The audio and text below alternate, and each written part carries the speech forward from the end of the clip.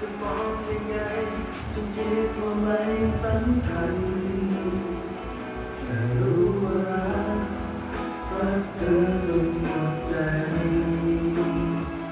ไม่รู้ตรงไหน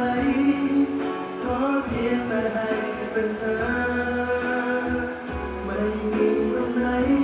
ที่ไม่รักเธอที่เธอเป็นเธอ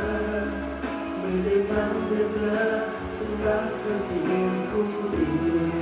ไม่ขอให้เป็น